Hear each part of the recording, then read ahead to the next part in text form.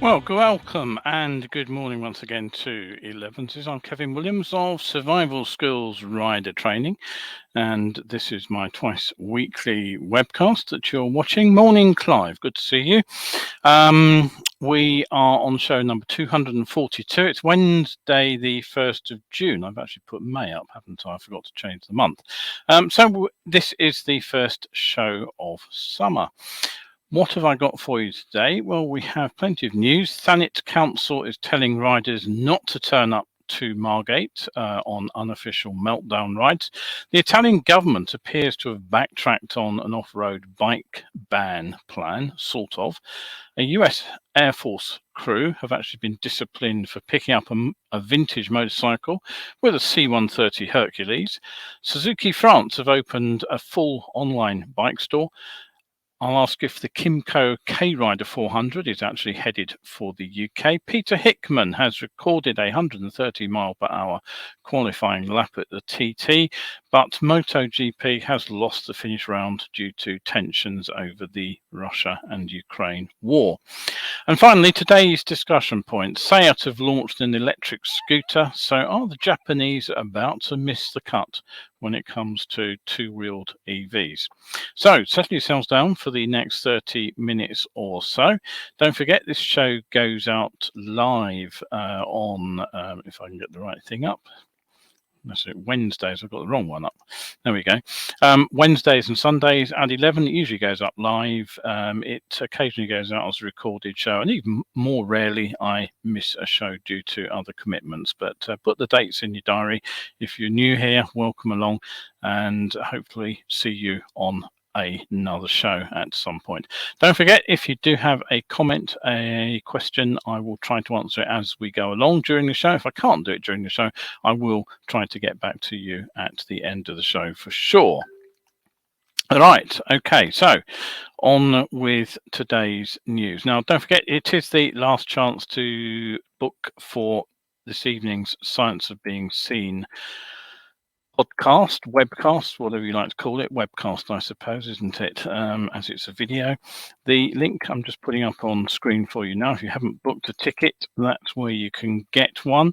In case Science of Being Seen is new to you, the aim of these online talks is to offer every motorcyclist basically insights into the problems of the looked but failed to see error by drivers, and how and why the resulting "sorry mate, I didn't see you" Smidsy collision actually occurs, and to give you some strategies to help you stay out of trouble. Now, tonight, I'll be looking at some specific detail, the in-depth event, on a limited area of the full talk. So even if you've already seen the full presentation, Science of Being Seen, this additional detail will help develop your understanding of why it is that occasionally drivers don't see motorcycles, but more importantly, why riders often fail to recognize there's a threat. Now, last year, Howard Askew, who saw me presenting Science of Being Seen during a biker down course in Kent a couple of years earlier, he said, for sure, the course was very good about what to do in the event of an accident, but you were the only person who was giving strategic advice on avoiding becoming a casualty. And I made a dispatch rider from 1978 to 85. He says, think outside the box. It's all about avoiding those nasty accidents. And I couldn't agree more. That exactly sums up the reason I created this talk in the first place. It's a collision prevention measure.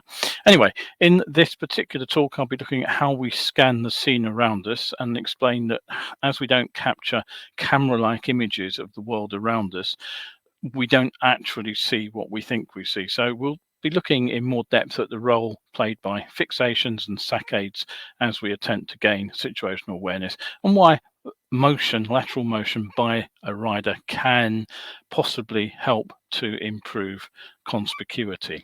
Now, don't forget, if you can't make the live stream, it will be available online for around 72 hours after the event. So even if you can't make it tonight at 8 p.m, you can book a seat and you will have access to that for 3 days or so to come. So, on to the news. Now, the first story of the morning is that the Isle of Thanet News, a paper, obviously, is reporting that the local council telling riders not to take part in any unofficial meltdown rides to Margate, and even suggesting that as a last resort, enforcement action could be taken against riders who turn up. Now, you may recall that I reported in the last show that the Ace Cafe, who are the organisers of the official Ace Cafe Margate Meltdown ride, which was scheduled for tomorrow, June the 2nd, have actually cancelled the event. And the explanation given was that paperwork for the necessary road closures was not submitted in time. But many riders were quick to post on social media saying they would still head to the Kent seaside town, just as they did in 2021, when the official event was also cancelled, this time due to COVID. But it seems Thanet Council have been contacting the organisers of these unofficial rides to say don't come to Margate, and even saying that enforcement action could be taken against riders who turn up. The official explanation is this: an unofficial event which could see potentially hundreds of motorbikes arrive in the area without the necessary road closures would mean that steps are not in place to appropriately manage public safety. The council is encouraging regulars of the event not to coordinate an unofficial gathering. Doing so could have a significant impact on residents, road users and visitors in the area, especially without the level of support in place to ensure it operates safely. We anticipate that those who usually attend and do so in a respectful and safe manner will understand the potential risks. We'd only expect to have to take enforcement action as a last resort if public safety were being compromised. And then they go on to say, we will look forward to welcoming the Margate meltdown back in 2023. Now, predictably, the news wasn't welcomed by riders. I posted it on the London Ride Out group with an unofficial ride planned, and one person promptly wrote, "We can go anywhere we want on a bank holiday, just like we have always done. Support the unofficial event or we will lose our freedom forever." The respondent clearly didn't recognise the line about welcoming the meltdown back in 2023. So this is nothing to do with freedom. After all, the press, as I said, does say that the event will be returning, and I suspect it's simply to do with the exceptional circumstances of this bank holiday weekend, which of course just happens to be the Jubilee, in case you haven't missed it. I didn't have to don the Sherlock Holmes deerstalker to discover that there are a lot of street parties closing roads for the Jubilee.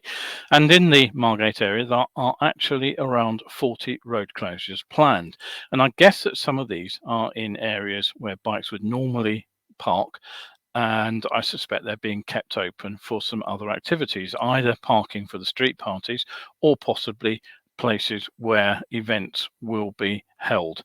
So my guess is that there's actually nowhere to park for big groups near the town centre, and I would suspect also that's why the Ace couldn't actually sort out their own parking.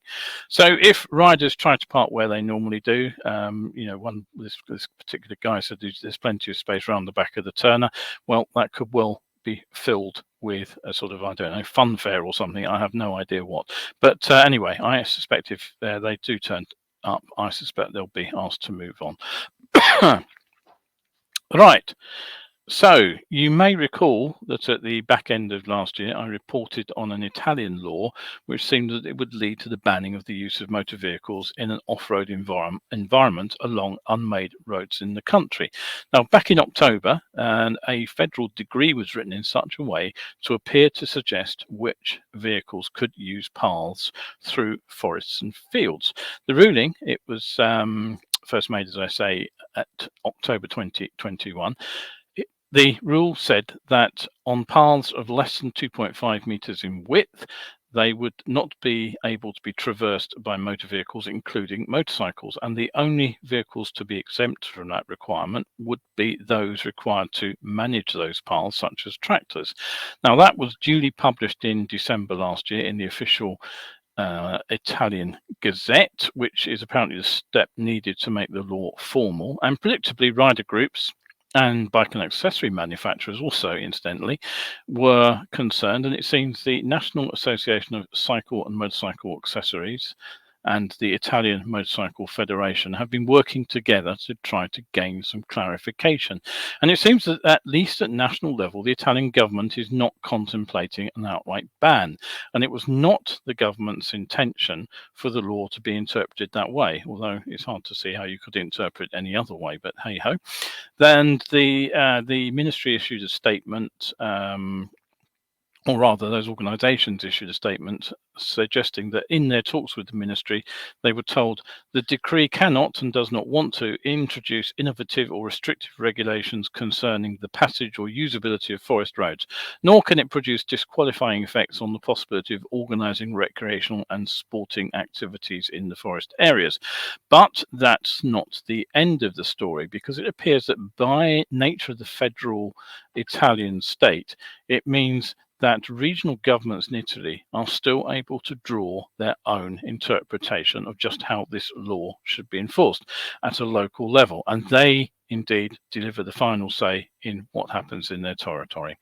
So, right, okay. Kevin has looked in. Good morning, Kevin. Nice to see you here. Now, don't forget, if you do enjoy the show, you can pop over to my coffee page, which is up and running and has been for 2 years, just over 2 years now.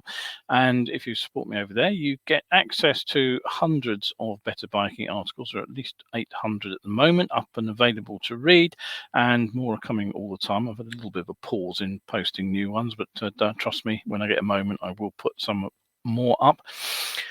And if you become a regular subscriber, then even more specialist content opens up to you. So thank you very much indeed if you have contributed in the past, and thank you for a future contribution. Okay, so what else has been going on in the news? Well, most of us have probably picked up a motorcycle in a van at some point, but an Air Force Reserve crew from the US Air Force Reserve 53rd Weather Reconnaissance Squadron 403rd Wing went a step further during a training mission in March this year. Whilst flying a C130 Hercules, they made an unscheduled landing at Martha's Vineyard so that a member of the crew could pick up a vintage motorcycle. When the unauthorized 15-minute stop to load the bike came to light, the crew were reprimanded, their qualifications downgraded, and they were told to fly back from California, where the plane had duly landed. And based at Keesler Air Force Base in Mississippi, Colonel Stuart M. Rubio, the 403rd Wing Commander, said that Air Force Reserve crews must put in flight training time each month to keep their qualifications, and off-station training achieves valid training requirements. This personal stop was an abuse of government assets. We hold our reservists to the highest standards of conduct, and these actions are not tolerated. So the bike is now stuck in California. And just in case you're wondering what it was a BMW R75/5, or dating from 1970. So nice old machine there. Just don't pick it up in a Hercules is the motto. Let me just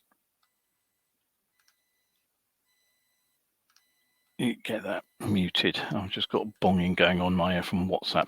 So many of us will have actually switched our shopping habits significantly thanks to the COVID pandemic, and probably moving away from visiting traditional shops as often as we used to, and utilising online shopping rather more. I certainly have done that. We certainly get much of our groceries now delivered online. The French Suzuki distributor has actually moved to match this new reality by making the entire model range available to be bought online. Now, of course, it's not the first digital platform for bike sales, as many manufacturers have offered reservations for specials and limited edition models online. I mentioned how the Livewire Del Mar S2 launch edition sold out in just 18 minutes online during the last show. But via the Smart Buy Suzuki online store, you can order every model the manufacturer currently lists, including production models. It will also include new releases, pre-orders for upcoming models, and even the limited edition bikes. So all you have to do in France now is head online, pick your bike and decide where you'd like to collect it, and place a €500 euro deposit. The dealer should then get back to you within 2 days to complete the transaction and arrange delivery. Now, what's not mentioned, of course, is whether there are special offers from either Suzuki or the dealer here. Now, if you go into a shop, of course, I'm sure we all know that it's usually possible to negotiate some special saving at the time of purchase. I well remember getting an Arai helmet when I bought a motorcycle. The dealer was slightly disgruntled that I'd picked the most expensive helmet on the shelf, but hey ho, it was his offer, free helmet with the bike, so I took it. So I suspect if you do buy online, you may be missing out on that ability to cut a deal when booking via the digital platform. Right, just the comments. Yeah, Clive says picking up a bike in a Hercules is pretty cool. Yes, it would be if it was your own and not the US Air Forces. But hey ho. Anyway, you have to give them credit, I suppose, for quick thinking. Now, finding new bikes to talk about on this show, which are not EVs, is getting increasingly difficult. But Kymco, better known for their scooters and their small commuter bikes, have just released an updated version of their 400 Twin, which is said to be headed to global markets. So let's just pop a photo of that up for you. There it is. It's not clear whether it'll be seen in the UK at the moment, or it would, although it would of course slot neatly into the A2 license bracket. Now, right now, the only 125 single motorcycle that's listed is amidst a bunch of scooters, and I don't have a price for this machine either. Now, if you look at the bike and you think the engine looks familiar, you'd be absolutely right, because the original K-Rider 400 was actually based on the sleeved down 400cc version of the ER6 motor. Now, the 400cc motor is actually available in Japan on an ER4, and this model appears to use the version of the motor which powers the Ninja 400, so it has been slightly updated. The bike produces around 43.5 horsepower from its 399 parallel twin engine and a fairly decent peak torque of 37 newton meters. It's mated to a 6-speed gearbox, so everything's fairly traditional there. Now, the machine itself gets the sort of what is now the usual digital dash. You get the full LED lights, of course, and it also comes fitted with a USB charging port. You get dual channel ABS operating on the single front and rear discs. The inverted forks are preload adjustable. The 7-step adjustable preload monoshock supports the rear end via a swing arm, which is also borrowed from the Kawasaki, and the alloy wheels are standard 17-inch front and rear. The frame is steel tube, and the bike comes equipped with a sort of an all-up weight, which is a fairly hefty 205 kilograms, so a little bit weighty. As the price of the Japanese machines climbs, though, it could find a niche sale if the price is right. Now, rather more powerful than 43 horsepower is what's being ridden over in the Isle of Man, of course, and the racing over there just gets faster and faster. In last night's qualifying session for the 2022 event, Peter Hickman became the first man to break the 130-mile-per-hour barrier in qualifying around the 37.75-mile circuit. The, wait for it, Gas Monkey Garage by FHO Racing BMW rider recorded a 130.72 mile per hour lap. Now, sadly, one thing that never changes at the TT are crashes, and the session was brought to a premature end due to red flags. I do love watching the event, but frankly, it is terrifying at times, and that is just spectating. Now, if the TT is back for the first time since 2019, one race that won't be going ahead is the MotoGP event in Finland. Now, the Russian invasion of the Ukraine has caused raised tensions around the border area. Of course, Finland shares a border with Russia, and the war has now caused the cancellation of this race. It was actually set to be the first time top flight motorcycle racing had taken place in the country since 19 82. Now, it's not the first disruption to MotoGP caused by the Russian invasion. I reported some months ago that air cargo shipping had been affected, as some machines were due to be flown to the South American realms by Russian airlines, which were obviously stopped dead from doing that by the embargo. The current situation has apparently resulted in construction delays, which were already extensive to the new Kimi Ring circuit, and it was still waiting to gain homologation for the race series. And so, because of the delays to the work and because of the tensions along the border, the July 10th MotoGP event has been put on hold. The decision was taken after discussion between the FIM, the IRTA, which is the Race Teams Association, Dorna Sports, who hold the TV rights, and Kimi Ring officials. It's hoped the race will go ahead in 2023. Currently, there are no plans to fill the vacant spot. So, following the Dutch TT at Assen on June 26th, the MotoGP will head into a 5-week summer recess. Right, so that's the end of today's news. So on to today's discussion point. And I'll start with a quick quiz question. Which mainstream manufacturer is producing a 125 equivalent electric scooter? And just in case you're puzzling over that one, the answer is actually SEAT. Now, I didn't say motorcycle manufacturer, you'll note, but I have to say I was pretty surprised when Malk sent me a link via an email that he'd just received from his local car dealer. Here's the picture of the bike concerned. This is the new SEAT Mo. For some reason that's spelled M-O with an acute accent over the O. The mail content, I'll just read it out to you. It says, same brand, new perspective, introducing the new SEAT Mo 125. Made for the bold, the new SEAT Mo 125 electric scooter marks a significant step in SEAT's shift towards meeting the demands of urban electric mobility.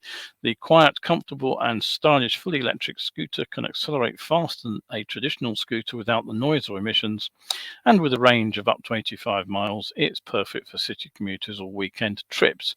And they basically are offering £150 off accessories for that bike for a limited time, or £150 towards a CBT license, and they ask you to contact them for more info.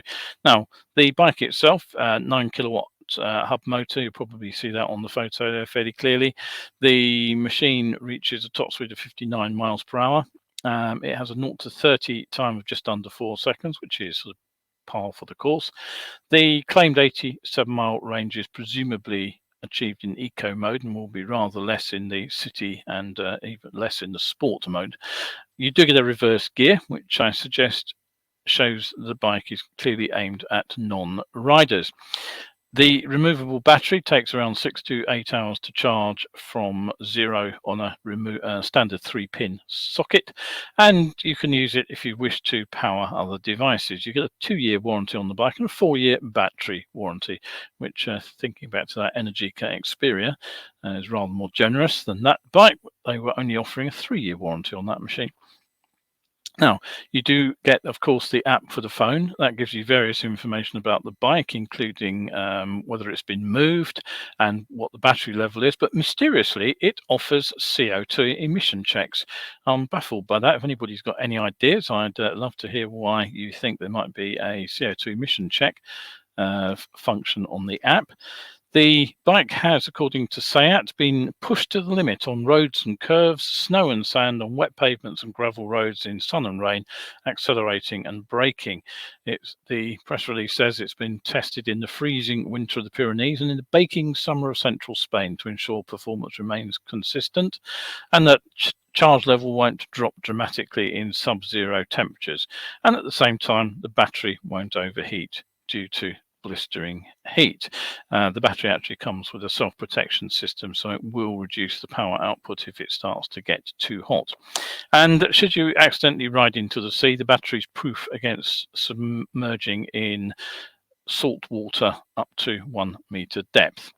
Now, those tests are being used to define the model settings for international markets, apparently.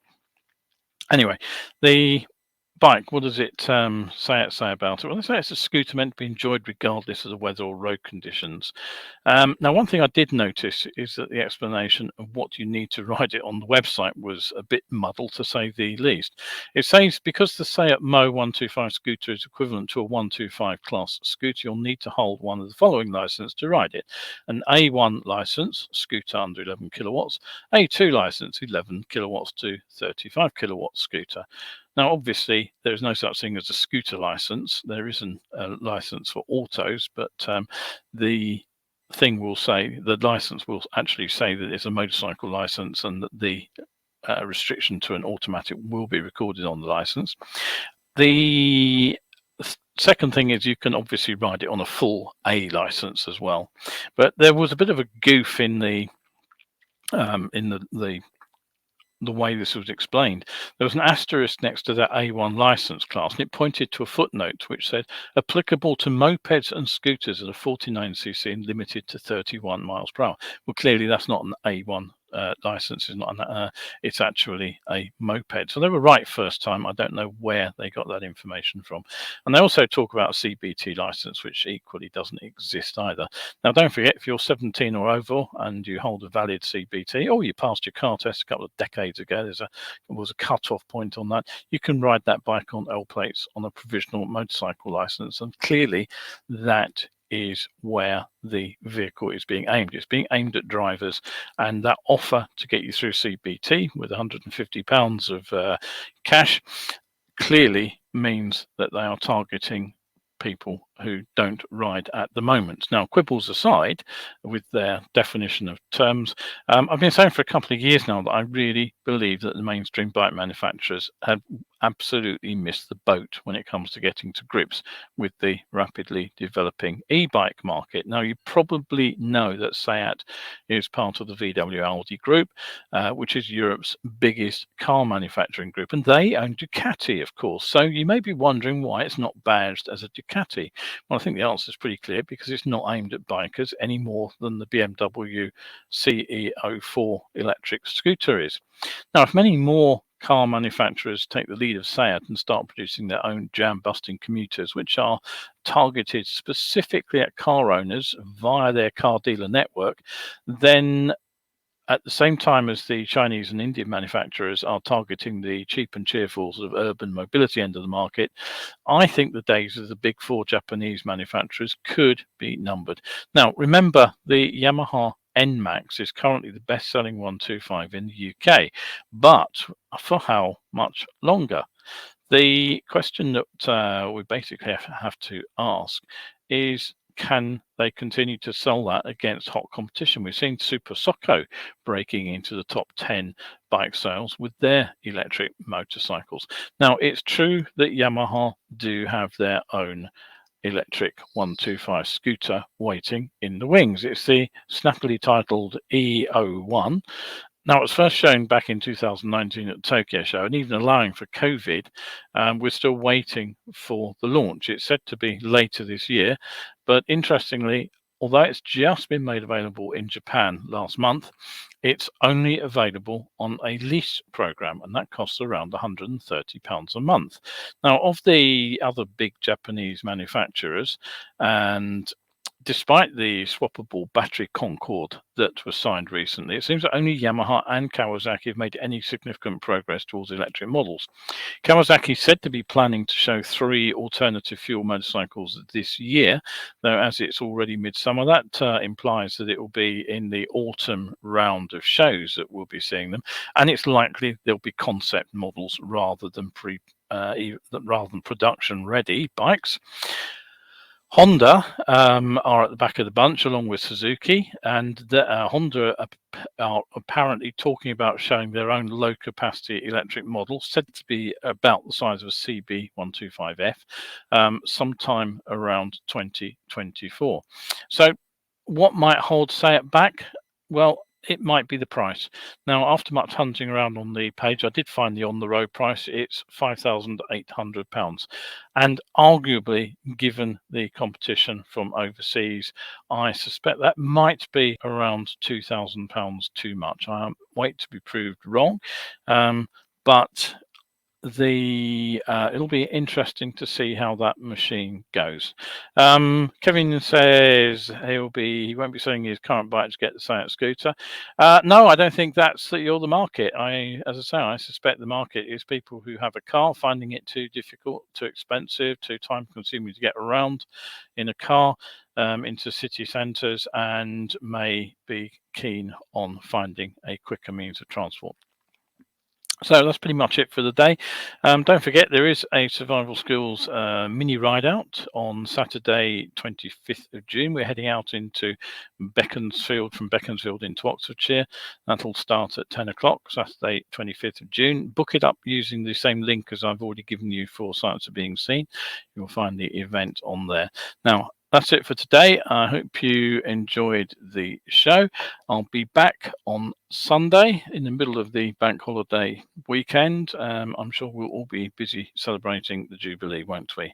I'm going to a fancy dress party, I believe. Tomorrow I'm going to go dressed as Oliver Cromwell. I thought that was probably my best choice. All right, okay, so if you are out there and about on your bikes over the weekend, do look out for lots of traffic. Think carefully, I would say, before you head off to somewhere like Margate. I suspect there will be some conflict between riders and what's going on elsewhere in the town. So yeah, enjoy yourselves, but do stay shiny side up.